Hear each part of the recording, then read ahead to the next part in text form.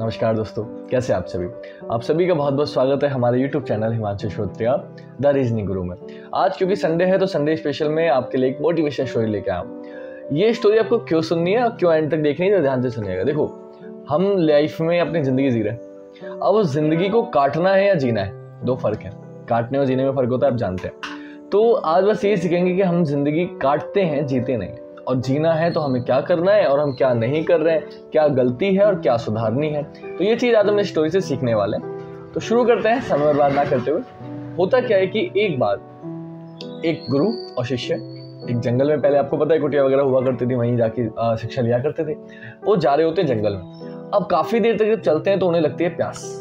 अब जब प्यास लगती है तो उन्हें कुछ दिखाई देता नहीं, लेकिन उन्हें दिखाई देता है एक खेत। और जब वो खेत दिखाई देता है तो सोचते हैं कि यहाँ कुछ ना कुछ होगा, कुछ पानी का बंदोबस्त होगा। लेकिन खेत पूरा उजड़ा हुआ होता है, मतलब ना उसमें कोई सब्जी, ना कोई फल, कोई खेती नहीं हो रही होती। तो सोचते हैं कि यार इतना सुंदर खेत है, इतनी बड़ी जगह है, इस पर क्या क्या हो सकता है, लेकिन यहाँ पता नहीं कैसा किसान है, उसने कुछ नहीं कर रखा। तभी वो थोड़ा आगे चलते हैं तो उन्हें कुटिया दिखाई देती है। वो सोचते हैं यहाँ पे पानी मिल जाएगा, प्यास लग रही होती है।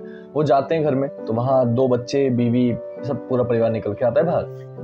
बोले, साधु कहते हैं कि जो गुरुजी होते हैं वो कहते हैं कि हमें प्यास लग रही है, क्या पानी मिल सकता है। तो जो किसान होता है वो कहता है कि हाँ बिल्कुल मिल सकता है, लीजिए रुकिए। पानी पिलाता है। जब पानी पिलाते हैं तो पानी पीते पीते वो उससे पूछते हैं कि आप एक बात बताओ, ये आपका इतना बड़ा खेत है लेकिन आप खेती क्यों नहीं कर रहे। तो किसान बोलता है कि मेरे पास भैंस है, हम 4 लोग हैं घर में।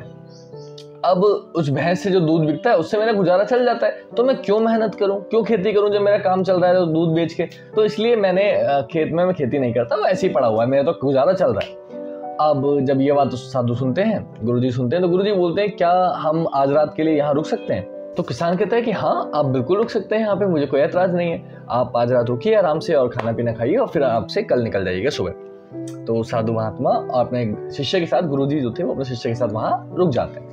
अब जब रात में रुकते हैं तो उससे कहते हैं हम सुबह ही निकलेंगे भाई अपने शिष्य से। लेकिन आधी रात में उसे उठाते हैं अपने शिष्य को, उससे कहते हैं चलो हमें चलना, निकलना है अभी, और जाने से पहले हम इसकी भैंस को लेके जाएंगे, इसकी भैंस को यहाँ नहीं छोड़ेंगे। अब जो शिष्य होता है बड़ा दुखी होता है, बोले गुरुजी ये क्या कह रहे हैं, इसी से तो गुजारा चल रहा है उसका। लेकिन गुरुजी कहते हैं कि नहीं, हम यहाँ से इसकी भैंस को लेके जाएंगे। अब वो गुरुजी की बात नहीं कर सकता, गुरु का जो गुरु ने कह दिया, क्योंकि हमारे धर्म में, हर धर्म में गुरु को सबसे ऊपर माना जाता है। कहते हैं गुरु ब्रह्मा, गुरु विष्णु, गुरु देवो महेश्वरा। तो आपको पता है, ये सबने सुना है। तो गुरु को सबसे ऊपर का दर्जा दिया गया है, तो गुरु की बात को ना मानना तो हो ही नहीं सकता था। और पहले जमाने, आजकल तो चलो छोड़ो क्या ही कहना है, आजकल तो कुछ कह ही नहीं सकते, लेकिन पुराने जमाने में गुरुजी की बहुत रिस्पेक्ट हुआ करती थी। जो उन्होंने कह दिया वो कह दिया। तो शिष्य क्या करता है, गुरुजी के आगे का पालन करता है और भैंस को लेके वो रात में ही गुरुजी के साथ वहां से निकल जाता है। अब होता क्या है, होता यह है कि उसके दिमाग में हमेशा रहता है कि हमने किसान के साथ बुरा किया, हमने किसान के साथ बुरा किया, उसके दिमाग में हमेशा चलता रहता है। लेकिन जो करना था वो कर दिया था, कर चुका था। समय बीतता है, ऐसे कोई 8-10 साल होते हैं, उसकी शिक्षा पूरी होती है। तो वो गुरु से आज्ञा लेता है कि गुरुजी आज्ञा देते हैं कि बेटा अब तुम्हारी शिक्षा पूरी हुई, तुम जाओ। तो उसके दिमाग में वो अब भी चल रहा होता है कि हमने किसान के साथ बुरा किया था। तो दक्षिणा देने के बाद वो वहां से आज्ञा लेके गुरुजी से निकलता है। तो वो उस आदमी से मिलना चाहता है कि मैं उसे सच जरूर बताऊंगा, क्योंकि मेरे दिल में गिल्ट रह रहा है। तो उस किसान के पास पहुंचता है। जब वो वहां जाता है, वहां देखता है कि चारों तरफ फल का जो खेत था उसमें बहुत सारे फली फल हैं, पूरे मतलब दूर दूर तक फली फल दिखाई दे रहे हैं। और बीच में एक बहुत बड़ा आलीशान बंगला दिखाई दे रहा है, बहुत बड़ा घर दिखाई दे रहा है। वो ये सोचकर बड़ा आश्चर्यचकित होता है। वो सोचता है कि यार मुझे लग रहा है किसान यहाँ से बेच के चला गया है घर, यहाँ कोई और रहने आ गया। वहां पे क्या होता है कि तभी वहां पे एक बड़ी सी गाड़ी आके रोकती है और उस गाड़ी में से एक आदमी उतरता है, सूट वूट पहना हुआ बढ़िया सा। तो मतलब मैं नॉर्मल से बता रहा हूँ कि जरूरी नहीं कि पुराने पास्ट में चले जाओ कि भाई सर उस समय सूट कहाँ से आ गया, समझो मेरी फीलिंग को समझो बस। तो वहां से एक कार से निकलता है। अब वो शिष्य जैसे उस आदमी को पहचान जाता है कि अरे ये तो वही किसान है। वो उसके पास जाता है और बोलता है कि अरे आप मुझे पहचाने, 10 साल पहले हम आपके पास आए थे, मैं और मेरे गुरुजी थे, और आपने हमें रहने के लिए रात में जगह दी थी, हम रात में चले गए थे। बोले हाँ मैं उस दिन को कैसे भूल सकता हूँ, उस दिन पता नहीं कैसे मेरी भैंस गायब हो गई थी और वही दिन है जिसकी वजह से शायद आज मैं ये हूँ। बोले कैसे, बोले कि जब भैंस नहीं रही तो मुझे गुजारा करने के लिए लकड़ी काटना पड़ा। लकड़ी काट के जो पैसा है, कि वो बहुत मेहनत का काम था, तो लकड़ी काट के जो पैसा है उससे मैंने अपने खेत में बुआई कर दी, जिससे खेती हुई।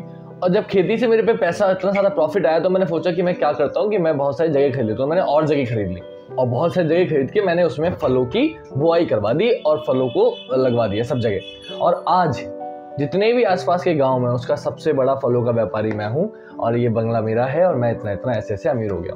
तो अच्छा हुआ उस दिन मेरी भैंस हो गई, क्योंकि अगर उस दिन मेरी भैंस नहीं होती तो मैं जिंदगी अपनी ऐसे ही काट देता गुजारा करके।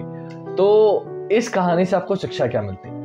इस कहानी से आपको शिक्षा मिलती है कि हर इंसान अपनी जिंदगी तो काट ही लेता है कैसे ना कैसे करके, लेकिन अगर आपकी लाइफ में कोई मुसीबत आ रही है तो आप समझ जाइए कि हो सकता है वो मुसीबत आपको काबिल बनाने के लिए। हर मुसीबत इसलिए नहीं आती कि नीचे गिर जाओ। अगर वो मुसीबत नहीं आती, वो भैंस चोरी नहीं होती, तो क्या वो इतना अमीर बन पाता? अगर आपकी लाइफ में कोई मुसीबत आ रही है तो आपको हार नहीं माननी कि मेरी लाइफ में ऐसा क्यों हो रहा है। हो सकता है वो मुसीबत इसलिए आ रही है ताकि आप आगे जाके कुछ और करें। जैसा कि आप सभी लोग जानते हैं, जितने भी बड़े बड़े एक्टर्स हैं, जितने बड़े बड़े सेलिब्रिटीज हैं, कई लोगों के बारे में मैं आपको बताऊंगा। आप सभी ने पढ़ा है कभी ना कभी, आप सभी ने पढ़ा है कि अमिताभ बच्चन आवाज के कारण रेडियो में उन्हें जॉब नहीं मिली थी। अगर उस समय जॉब मिल जाती है तो शायद आज वो इतने बड़े एक्टर नहीं होते। तो ऐसे ही बहुत सारे सेलिब्रिटीज हैं, बहुत सारे लोग हैं जो शुरू में जो बिजनेस करना, जो उन्होंने स्टार्ट करना चाहा वो नहीं हुआ, जो पढ़ाई करना चाहिए उसमें फेल हो गए, लेकिन शायद वो उस समय वो कर लेते तो आज इतने ऊपर नहीं होते। तो अगर कोई मुसीबत आई तो जरूरी नहीं है वो आपके बुरे के लिए आ रही है, हो सकता है उसमें भी आपकी कुछ अच्छाई छुपी हो। तो इससे आज आपको दो सीख मिलती है, एक तो मुसीबत आ रही है तो उससे हार नहीं माननी, और दूसरा अपने जीवन को काटना नहीं कि हमारे पापा कमा ही रहे हैं, मम्मी कमाई रही है, पैसा है, क्यों मेहनत करनी मुझे, मैं तो पापा की शॉप पे बैठ जाऊंगा, मैं तो यही कर लूंगा। कई बार होता है ना कि हमारे पास है, हम जिंदगी अच्छे से करते हैं, क्यों मेहनत करूं, क्या करूंगा मैं पढ़ लिख के, क्या करूंगा जॉब लेके।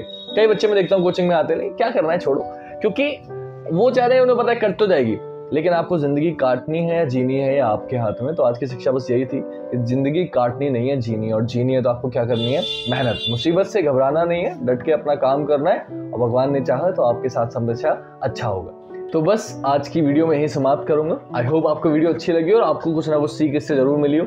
तो अगर वीडियो अच्छी लगी हो तो मैं ये तो नहीं कहूँगा लाइक शेयर कमेंट करो, लेकिन मैं ये जरूर बोलूंगा, हाँ शेयर सॉरी लाइक और कमेंट को नहीं बोलूंगा, लेकिन हाँ ये जरूर बोलूंगा कि अगर आपको कोई लगता हो, आपका कोई दोस्त हो जिसको ये स्टोरी अच्छी लगे, आप चाहते हो कि वो भी सुने, तो इसे उस दोस्त तक जरूर पहुंचाइएगा ताकि वो भी इसे सुने और शायद उसको भी कुछ सीख मिले और वो पढ़ाई में ध्यान लगाए। और मुसीबत किसी के लाइफ में हो तो कुछ आपके कहते हैं ना कि आप किसी की मुसीबत में हेल्प शायद पैसे से नहीं कर सकते, किसी चीज से नहीं कर सकते, लेकिन आप उसके साथ खड़े हो, बहुत इंपॉर्टेंट होता है कि हाँ मुसीबत में मेरे साथ खड़ा था। तो अगर किसी की लाइफ में मुसीबत चल रही है, आप उसकी हेल्प कर सकते हो, आप उसको शायद इस कहानी से कुछ सीख मिले कि यार आगे जाके तेरे साथ अच्छा होगा, तो बस वो शायद आगे लाइफ में कुछ कर पाए। तो अपनी वाणी को यहीं समाप्त करूंगा। आज के लिए इतना ही रखते हैं। जय हिंद, जय भारत, वंदे मातरम, शिवरात्रि।